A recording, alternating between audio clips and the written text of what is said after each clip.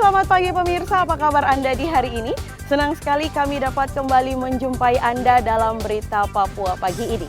Bersama saya Cynthia Delima, sejumlah informasi penting dan menarik telah berhasil dihimpun tim redaksi dan akan kami hadirkan untuk Anda. Berikut 3 di antaranya.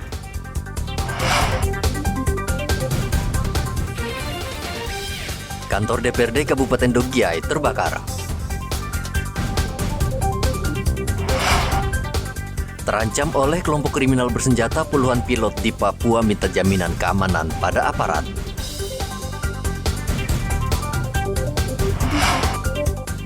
(3.600) aparat keamanan amankan kunjungan Jokowi ke tanah Papua.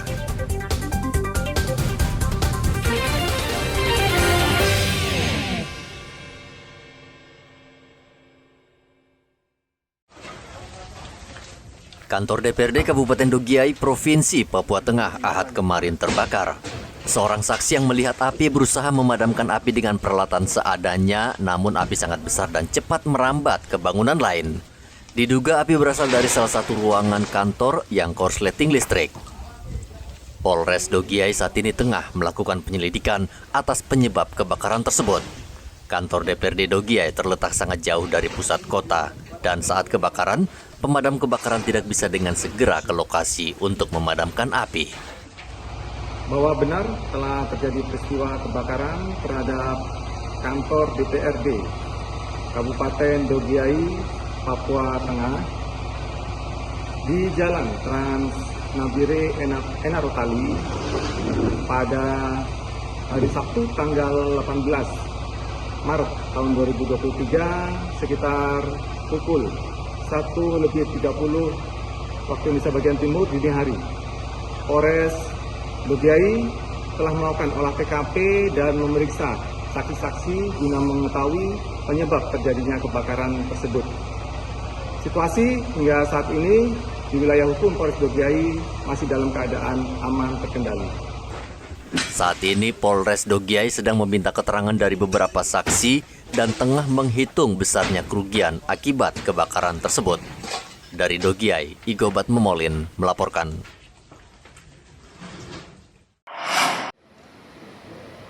Ikatan Pilot Indonesia yang merupakan organisasi profesi pilot Indonesia meminta pemerintah melindungi profesi pilot dan penerbangan sipil di tanah Papua. Ketua IP Papua Kapten Ramanoya mengkhawatirkan gangguan keamanan di bumi Cendrawasih yang belakangan terus meningkat. Kondisi ini menurut Rama mengancam nyawa pilot yang selama ini membantu masyarakat pedalaman.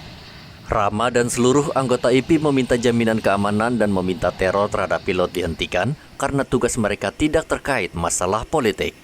Ikatan Pilot Indonesia yang merupakan organisasi profesi pilot Indonesia sebagai bagian dari organisasi profesi pilot internasional IFALPA, International Federation of Airline Pilot Association, menghimbau semua pihak untuk menjaga, melindungi pilot dan penerbangan sipil di Papua. Gangguan keamanan terhadap pilot dan penerbangan sipil di Papua harus dihentikan. Terkait hal di atas, maka Ikatan Pilot Indonesia menyatakan sikap sebagai berikut. Yang pertama, menghimbau semua pihak serta masyarakat di Papua untuk menjaga dan melindungi penerbangan sipil di Papua demi kemajuan serta kesejahteraan masyarakat Papua. 2. Sesuai dengan Undang-Undang Republik Indonesia Nomor 1 Tahun 2009 tentang penerbangan, khususnya keamanan penerbangan, memohon kepada pemerintah Indonesia untuk menjalankan amanat keamanan penerbangan nasional, khususnya di Papua. Menurut data IP Papua pada tahun 2023 ini sudah 4 kali gangguan keamanan dialami pilot maskapai penerbangan sipil di tanah Papua. Terakhir adalah kasus penyanderaan pilot Susi Air Philip Marx Mertens asal Selandia Baru. Hingga kini perundingan untuk membebaskan pilot Susi Air tersebut menemui jalan buntu. Dari Jayapura, Papua, Hendra melaporkan.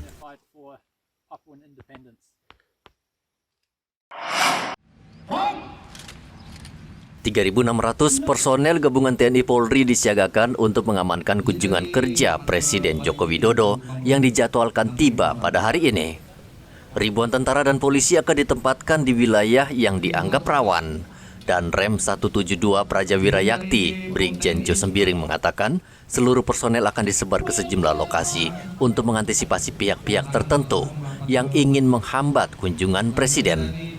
Dalam rangka pemberdayaan masyarakat Papua, peningkatan infrastruktur, saya yakin kunjungan kali ini juga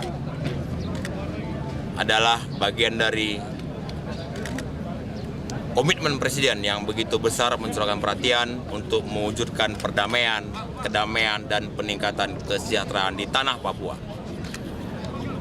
Kali ini lebih spesifik lagi, beliau akan meresmikan sebuah gedung yang megah yang di dalamnya akan menampung atau menjadi wadah pemuda-pemuda Papua untuk menyalurkan bakat dan yang sudah dikerjakan berkolaborasi dengan Badan Intelijen Negara dan saya pikir Polda, Kodam, Korem, Kodim, Polsek, Koramil juga sudah melakukan itu. Jadi sekali lagi saya mengajak semua masyarakat, tokoh-tokoh agama, tokoh adat, ya, apalagi pemuda untuk mensukseskannya. Dan Rem juga mengajak seluruh tokoh agama, tokoh adat, dan tokoh masyarakat di Kota Jayapura dan Kabupaten Jayapura untuk bersama-sama menciptakan suasana aman dan tertib guna kunjungan Presiden berjalan lancar dan membawa manfaat bagi masyarakat di bumi Cendrawasih. Presiden Joko Widodo setibanya di Jayapura hari ini akan langsung meninjau pencanangan penanaman jagung di Kabupaten Kerom. Lalu dilanjutkan peresmian Gedung Anak Muda Kreatif di Kota Raja. Dari Kota Jayapura, Papua, Hendra melaporkan.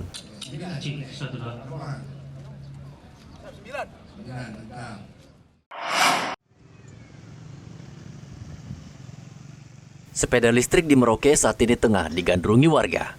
Jumlahnya terus bertambah dan banyak berseliweran di jalan raya. Kendaraan itu lebih praktis dan murah dibanding sepeda motor, sehingga warga lebih menyukainya untuk aktivitas sehari-hari. Persoalannya, sepeda listrik ini belum diatur dengan undang-undang. Apakah dikategorikan kendaraan bermotor atau sepeda pada umumnya? Selain itu, spesifikasi kendaraan ini juga dipermasalahkan karena belum diatur dalam undang-undang lalu lintas. Kendaraan listrik yang baru-baru ini sudah ada beberapa ya di Kota Merauke. Nantinya kita akan koneksikan kembali karena untuk diperbolehkan atau tidak penggunaannya di jalan umum kita melihat daripada volume dari cc-nya kendaraan tersebut.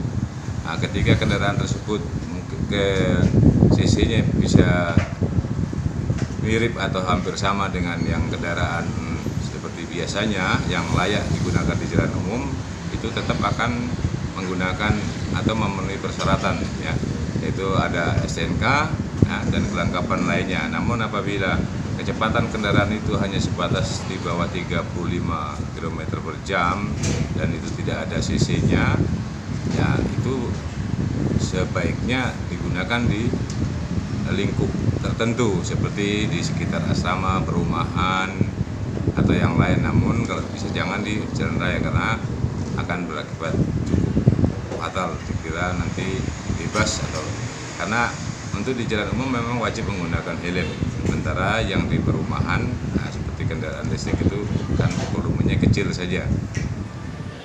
Sementara itu di Manokwari, kebijakan Polda Papua Barat menerapkan tilang elektronik berdampak positif. Baik pengendara roda 2 maupun roda 4 kini semakin sadar dan tertib dalam berlalu lintas. Dirlantas Polda Papua Barat, Kombes Raidian Kokrosono mengatakan jumlah pelanggar tercatat 50 hingga 100 orang setiap hari. Raidian berharap sistem tilang elektronik ini bisa memberikan edukasi kepada masyarakat agar tertib berlalu lintas. Setiap hari kita kirimkan surat validasi kepada pelanggar yang melanggar di EV kita di Haji Bau. Antara 50 sampai 100 surat validasi yang kita kirim. Dan sudah ada peningkatan kesadaran masyarakat untuk konfirmasi. Jadi rata-rata 10 orang setiap hari konfirmasi ke etle kita. Kita berharap dengan etle ini mengedukasi masyarakat supaya tertib tanpa adanya polisi. Karena etle ini berdiri 24 jam mengawasi pelanggaran-pelanggaran yang ada melewati kamera pintar kita.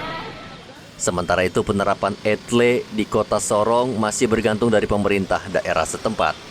Polda Papua Barat berharap sistem etle ini bisa diterapkan di seluruh kabupaten kota di Papua Barat dan Papua Barat Daya agar masyarakat disiplin dalam berlalu lintas untuk keselamatan bersama. Muhammad Ridwan dan Edi Musahidin melaporkan dari Merauke dan Manokwari.